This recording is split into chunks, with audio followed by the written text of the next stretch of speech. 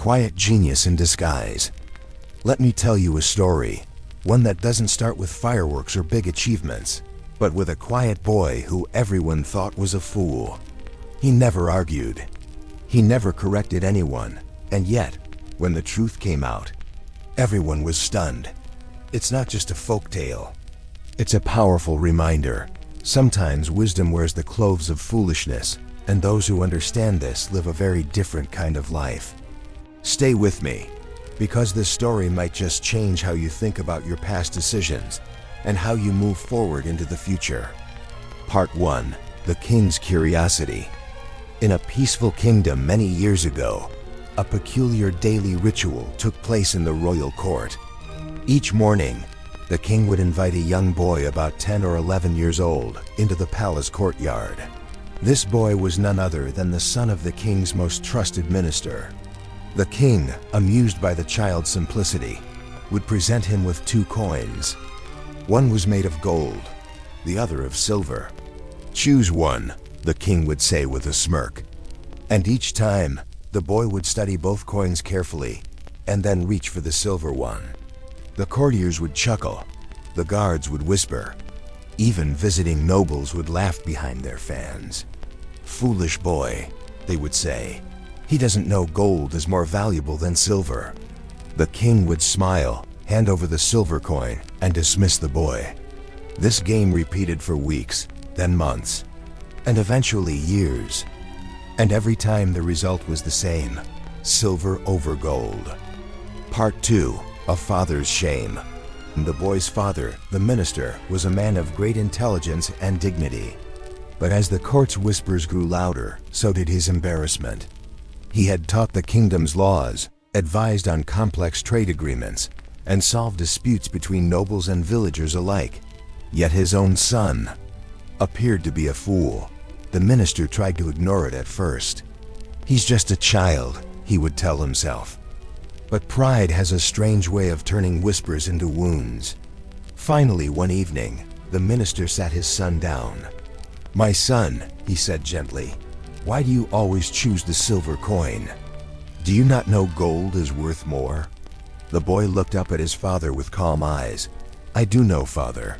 "Then why?" his father asked, confused and slightly irritated. "Why let them mock you?" The boy smiled, a quiet, thoughtful smile.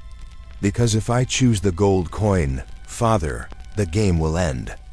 Part 3. The Wisdom in Simplicity. The boy's answer hung in the air like a silent bell. "If I take the gold coin," he continued, "the king will think I've finally learned. He'll stop the game. And I'll stop receiving coins altogether. But if I keep choosing the silver coin, they laugh at me, but they keep playing. And I keep collecting silver." His voice didn't waver. He wasn't bitter. He wasn't angry. He had simply understood something most grown men in that palace never did: the value of long-term gain, the strength of patience, the power of letting people underestimate you, and perhaps most importantly, the wisdom of not needing to prove yourself all the time. Part 4. How often we play the wrong game. Now let's pause. You might be wondering, what does this old tale have to do with life after 60? More than you might imagine. Many of us have spent our lives picking gold coins to prove we were right. We tried to win arguments. We tried to impress people who didn't really care. We took promotions that stole our peace. We bought things we didn't need, just so no one would think we were less. And in doing so, we often ended the very game that could have brought us quiet joy. Like the boy in the story, some of us might have been better off choosing the silver coin. Smaller in the moment, but adding up over time. Peace over power, health over hustle, time with loved ones over chasing status. Part 5. Wisdom after 60. The silver coin approach to life. After 60, the rules of the game change. You don't need to prove anything to anyone. You've already worked hard. You've lived through joy and sorrow, success and failure. Now is the time to embrace the quiet victories. Let them think you're slowing down. Let them laugh if you don't keep up with the newest trends or social media apps. Because while they chase after shiny gold coins, you're quietly collecting something far more valuable.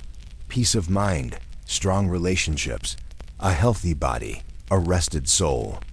The boy wasn't a fool. He was simply thinking long term. And now, so should you. Before we continue, let me ask, has there ever been a time in your life where you let others think you were wrong, just so you could win quietly? Share your story in the comments. I promise someone reading it will feel less alone. And if this video has resonated with you so far, please like and subscribe. On this channel, we share more than just advice. We share wisdom, stories, and a community that understands what life after 60 is really about. Part 6. The world's opinion is not your compass. There's something powerful about letting go of the need to explain yourself. As we age, we learn. People will believe what they want to believe. No amount of talking will change that. So sometimes the best response is silence. Let them laugh. Let them underestimate you. Let them think you're out of touch, too slow, too soft. Meanwhile, you're building something they'll never see coming. Quiet joy, freedom, the kind of wisdom that doesn't shout. The minister's son didn't waste energy proving he was right. He simply was right, and that was enough. Part 7. Legacy is built in silver moments. What do you want to be remembered for? The big gold achievements? Or the daily silver rituals, being kind when no one was watching, listening deeply, loving fully, living simply? The people we remember most fondly aren't always the ones who had the flashiest careers or the biggest houses.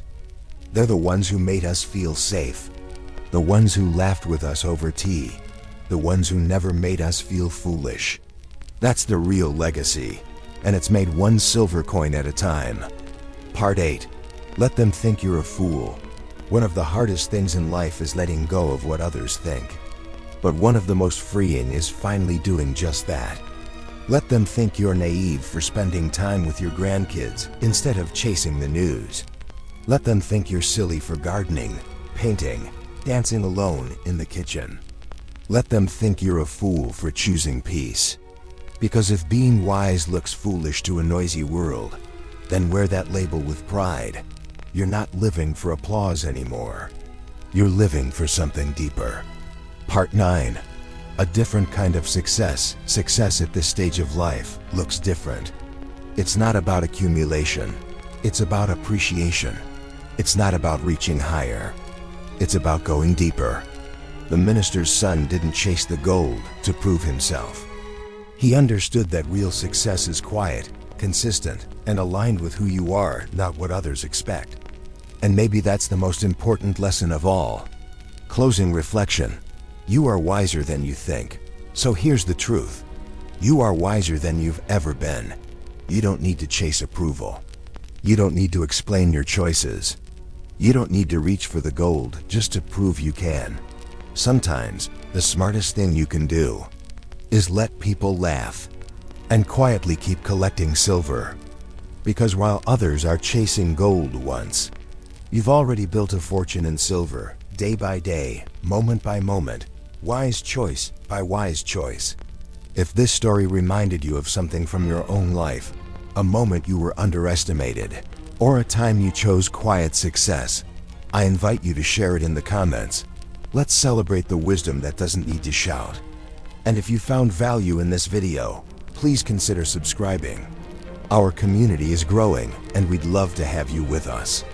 Because here on Joyful Wellness Life, we believe life after 60 isn't about fading away. It's about finally living fully, wisely, and joyfully. Thank you for spending this time with me.